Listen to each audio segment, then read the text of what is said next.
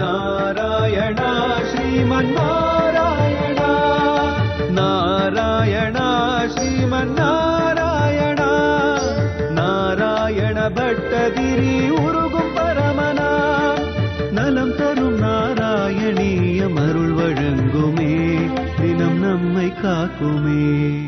ಆಲೋಲಲೋಚನ ವಿಲೋಕಿತ ಕೇಳಿಧಾರ ನೀರಾಜಿತಾಗ್ರಸರನೆ ಕರುಣಂ ಪುರಾಸೆ ಆರ್ದ್ರಾಣಿ ವೇಣು ನಿನತೈಕಿ ಪ್ರತಿನಾಥ ಪೂರೈರ್ ಆಕರ್ಣಯಾಮಿ மணிநூபுர சிஞ்சிதானி.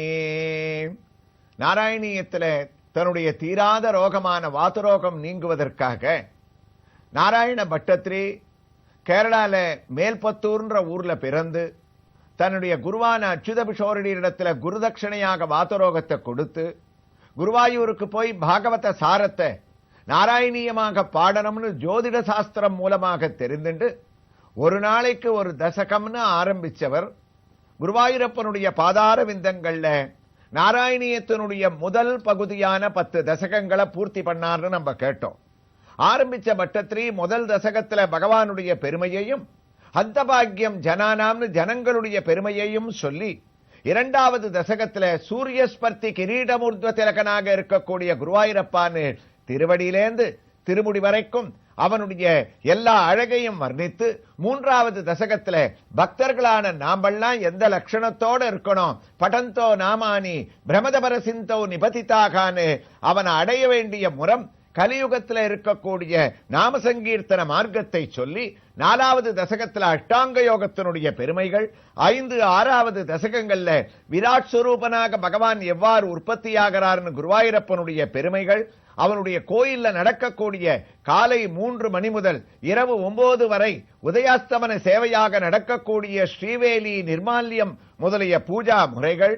அது மட்டும் இல்லாம 7வது தசகத்துல உலகத்தை படைப்பதற்காக பிரம்மதேவனுடைய படைப்பை சொல்லி 8, 9வது தசகங்கள்ல மகா பிரளயத்தினுடைய தோற்றம் உலகத்தினுடைய தோற்றங்களை எல்லாம் சொல்லி 10வது தசகத்துல படைப்பினுடைய பல வகைகளால் மனு சதரூபைன்னு தம்பதிகளாகவே 2 பேரை சிருஷ்டித்த பிரம்மா நிம்மதியாக அவர்கள் மூலமாக படைப்பு தொழிலை தொடங்கினார்னு நாராயணியத்தினுடைய முதல் பகுதியை 10 தசகங்களோட பூர்த்தி பண்ண பட்டத்ரி அடுத்ததாக சனகாதிகள் வைகுண்டத்துக்கு போறது அதன் மூலமாக ஏற்படக்கூடிய வராக அவதாரம் சிம்மாவதாரம் ஸ்ரீராமாவதாரம் ஸ்ரீகிருஷ்ணாவதாரம் முதலிய சரித்திரங்கள் அடங்கிய நாராயணியத்தினுடைய 2வது பகுதியே ஸ்ரீமத் பாகவதத்தினுடைய சாரமாக 11வது தசகத்தை தொடங்கறதுக்காக இருக்காராம்.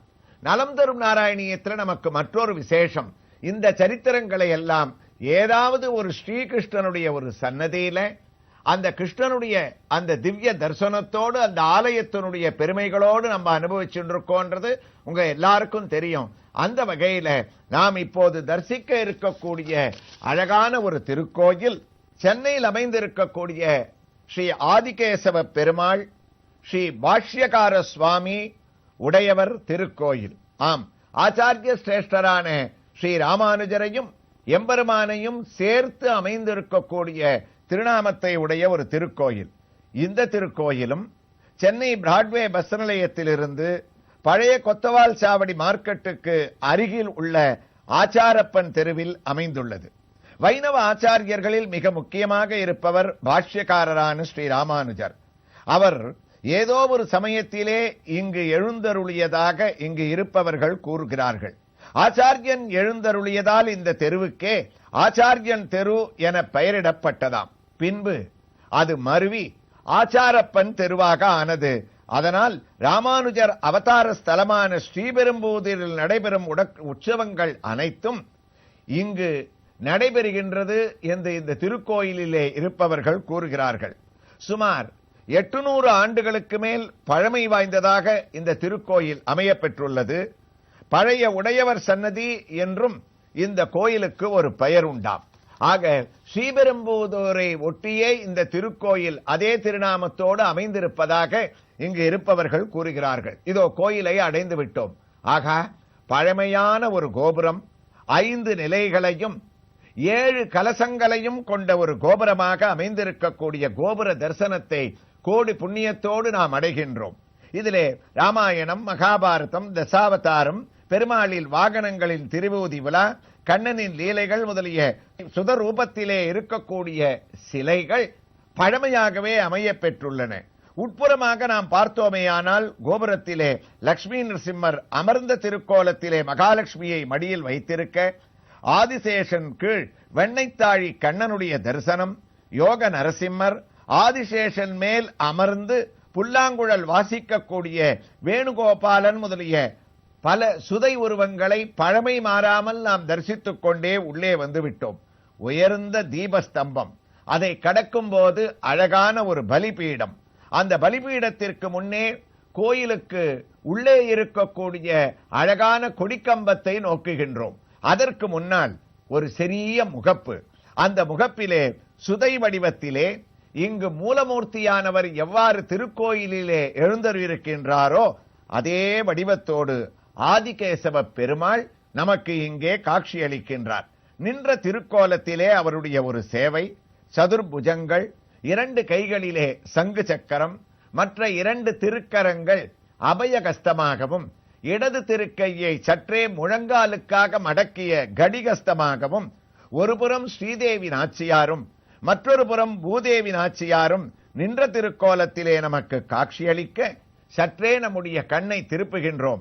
ஆகா, கோயிலுடைய பெயருக்கு ஏற்றார் போல் இங்கும் சுதை வடிவத்திலே பாஷ்யக்காரரான ஸ்ரீ ராமானுஜர் அமர்ந்த திருக்கோலத்திலே கையை கூப்பி இது என்னுடைய கோயிலும் தான், வாருங்கள் என்று நம்மை வரவேற்பது போல இங்கே அழகாக சேவை சாதிக்கின்றார். மற்றொரு புறம் மகாலட்சுமி தாயார் அமர்ந்த திருக்கோலத்திலே அழகாக தாமரை புஷ்பங்களை 2 திருக்கரங்களிலே தாங்கிக் கொண்டு அபய வரத கஸ்தத்தோடு சுதை வடிவத்திலே காட்சியளிக்கின்றார்.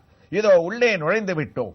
அழகான தூண்கள், அந்த தூண்களிலே ஒரு தூணில் வேணுகோபாலனுடைய திவ்ய தரிசனம், பசுமாடானது வேணுகோபாலனுடைய திருவடியை சரணாகதி செய்து கொண்டு வருடக்கூடிய காட்சியோடு இதோ கொடிக்கம்பத்திற்கு அருகிலே வந்துவிட்டோம். உயர்ந்த ஒரு கொடிக்கம்பம், ஜதஸ்தம்பம் என்றும் இங்கே இதை பெயர் பலகையோடு குறிப்பிட்டிருக்கின்றார்கள். இந்த ஜதஸ்தம்பத்திலே சங்கும் சக்கரமும் நமக்கு காட்சியளிக்க மானசீகமாக இதோ ஜதஸ்தம்பமான கொடிக்கம்பத்தை வணங்கி உள்ளுக்குள்ளே ஆலயத்தை வலம் வருவதற்காக நாம் உள்ளே நுழைந்து விட்டோம். இதே சந்தர்ப்பத்திலே நாராயண பட்டத்திரியானவர் குருவாயூரிலே அடுத்த பகுதியான நாராயணீயத்தின் 11வது தசகத்தினுடைய முதல் ஸ்லோகத்தை கம்பீரமாக ஆரம்பிப்பதற்கு தயாராகிவிட்டார். நாராயணீயத்திலே பட்டத்திரியனுடைய ஒரு பெரிய அனுகிரகம், குருவாயூரப்பன் அவருக்கு கொடுத்த வரப்பிரசாதம், அந்த தசகங்களிலே அந்த ஸ்லோகத்திற்கு ஏற்றாற்போல் கதை பாகமானது, அதாவது இந்த சரித்திரமானது எவ்வாறு அமைந்திருக்கின்றதோ அவ்வாறு ஸ்லோகத்தையும் தசகத்தையும் அன்றைய தினம் இவர் அமைத்து விடுவதோ அல்லது குருவாயூரப்பன் அமைத்து கொடுப்பதோ நாராயணீயத்தில் ஒரு வழக்கமாக இருக்கின்றது. அதுபோல இந்த 11வது தசகம் சுலபமான சமஸ்கிருத பதங்களை கொண்ட தசகம். அந்த ஸ்லோகங்களை சொல்லும் போதே நமக்கு பொருளானது விளங்கிவிடும். இவ்வளவு சுலபமாக இதை அமைத்ததற்கு காரணம், இந்த தசகத்தினுடைய சரித்திரமானது பிரம்மாவால் படைக்கப்பட்ட சனகாதிகள் வைகுண்டலோகத்தை நோக்கி செல்கிறார்களாம். நமக்கு சரித்திரம் நினைவுக்கு இருக்கும். பிரம்மா சனகாதிகளை உலகத்தை படைப்பதற்காக படைத்தார். ஆனால் உலக சிருஷ்டியிலே அவர்கள் இஷ்டப்படாமல் தன்னுடைய தகப்பனாரை ஒதுக்கிவிட்டு நாங்கள் ஸ்ரீமன் நாராயணனான எம்பெருமானை வைகுண்டத்திலே தரிசிக்கின்றோம் என்று வைகுண்டத்திற்கு கிளம்பிவிட்டார்கள். அவ்வாறு கிளம்பிய சனகாதிகள் எவ்வாறு வைகுண்டலோகத்திற்குள் நுழைந்தார்கள், அங்கு என்னென்ன அழகான காட்சிகளை எல்லாம் கண்டார்கள் என்று இந்த தசகத்திலே பட்டத்திரி வர்ணிக்க ஆரம்பிக்கின்றார். சனகாதிகள் குழந்தைகள் அல்லவா? சனகாதிகள் என்றால் 4 பேர்கள் அவர்கள். சனகர், சனந்தனர், சனாதனர், சனத்குமாரர் என்று 4வரும் பார்ப்பதற்கு ஒரே உயரம், ஒரே முகத்தோற்றம், ஒரே உடலமைப்பு, இதே போன்று அமைந்திருப்பார்களாம். 4வரும் சிறிய குழந்தைகள். அப்போது சிருஷ்டிக்கப்பட்டு அப்போதே கிளம்பிவிட்டார்கள் வைகுண்டத்திற்கு. அதனால் குழந்தைகள் வைகுண்டத்திற்குள் சனகாதிகள் செல்லும் போது கரடுமுரடான பதப்பிரயோகங்களை நாம் செய்யக்கூடாது. அவர்கள் எவ்வாறு எளிமையாக சென்றார்களோ அதே பாவத்திலே இந்த தசகத்தை ஆரம்பிக்க வேண்டும் என்று அந்த கிரமத்திலே பட்டத்திரி ஆரம்பிக்கின்றார். குருவாயூரப்பா, கிரமேண சர்க்கே பரிவர்த்தமானே கதாபி திவ்யா சனகாதயஸ்தே பவத்விலோகாய விகுண்டலோகம் பிரபேதிரே மாருதமந்திரேசா. மாருத மந்திரேசா, ஏ குருவாயூரப்பா, சிருஷ்டி நடக்க ஆரம்பிக்கும் போது ஒருவித தெய்வ சக்தி வாய்ந்த சனகாதிகர் தங்களை தரிசிப்பதற்காக வைகுண்டத்தை நோக்கி கிளம்பினார்களாமே. கிரமேண சர்க்கே பரிவர்த்தமானே தே சனகாதயஸ்தே. சனகாதிகள் கிளம்பினார்கள்னு பதப்பிரயோகம் நாராயண பட்டத்திரி பண்ணும் போது குருவாயூரப்பனிடத்துல உன்னுடைய சனகாதிகள் உன்னுடைய உலகத்துக்கு வந்தார்களாமேன்னு கேட்கிறார். தே சனகாதயஸ்தே பவத்விலோகாய விகுண்டலோகம் பிரபேதிதே மாருதமந்திரேசாம். ஏன்னா பிரம்மாவனுடைய பிள்ளைகள்னு சொல்லியிருக்கணும், சொல்லல. உன்னுடைய சனகாதிகள்னார். காரணம், பிரம்மாவனுடைய பிள்ளையா இருந்தா கூட பிறந்த உடனே எல்லாத்தையும் பாச பந்தங்கள்லாம் வெறுத்து உன்னுடைய பாதமே சரணாகத்தின்னு அவர்கள் கிளம்பினதுனால உனக்கு ஒன்ன சேர்ந்தவா தானவா. தே சனகாதயஸ்தே.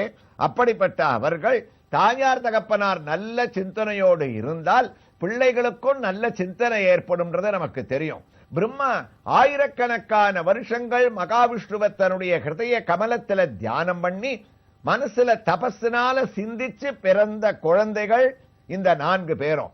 அதனால அவருடைய தபஸ் சக்தி இருக்க, மகாவிஷ்ணுவனுடைய தியானம், இவர்கள் நல்ல பிள்ளைகளாகவே பிறந்தார்களாம். இதுலேருந்து குருவாயூரப்பா இந்த ஸ்லோகத்துல தெரிஞ்சுக்கிற நீதி என்னன்னா, தாயார் தகப்பனாருக்கு நல்ல சிந்தனை இருக்கணும். அப்பாவும் அம்மாவும் நல்ல ஒரு பழக்கத்தோடு இருந்தா அவர்களுக்கு இருக்கக்கூடிய பிள்ளைகள் அவர்களை தொடர்ந்து வருவார்கள். அவ சத்சங்கத்தில் ஈடுபட்டு நல்ல விஷயங்களை கேட்டு வீட்டில் நல்ல வார்த்தைகளாகவே பேசி மற்றவர்களை அரவணைத்து ஒற்றுமையான ஒரு குடும்பத்தோடு இருந்தால் அந்த பழக்கம் அந்த பிள்ளைகளுக்கும் அப்படியே தான் வருமா.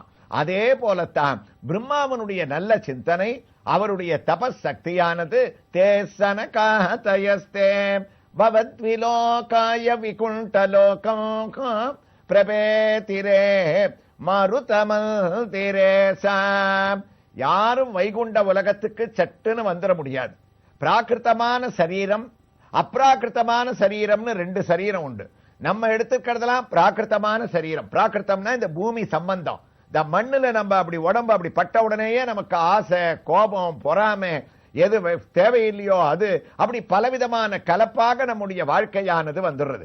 அதுக்கு நம்ம பேர்ல தப்பு இல்ல, பிரகிருதி சம்பந்தம்னு பேரு. அப்படி பூமியினுடைய சம்பந்தத்தினால இந்த மாயைக்கு உட்பட்டவர்கள் நாம. ஆனா குருவாயூரப்பா, இந்த சனகாதிகள் யார் தெரியுமா? அப்ராகிருத்தமான சரீரத்தை உடையவர்கள், எந்த விதமான பாசபந்தங்களுக்கும் அப்பாற்பட்டதுனால தேசனகாதயஸ்தே பவத்விலோகாய விகுண்டலோகம். அப்ராகிருத்தமான சரீரத்தோட கிளம்பிட்டான்னு ஆரம்பிச்ச பட்டத்திரி சனகாதிகளுடைய வைகுண்ட யாத்திரையை எவ்வாறு தொடர்கின்றார் என்ற ஒரு வைபவங்களே இதே திருக்கோயில் அமைந்திருக்கக்கூடிய ஒரு சன்னதியினுடைய திவ்ய தரிசனத்தோடு நாம் நாராயணியத்தில் தொடர்ந்து கேட்கலாம்.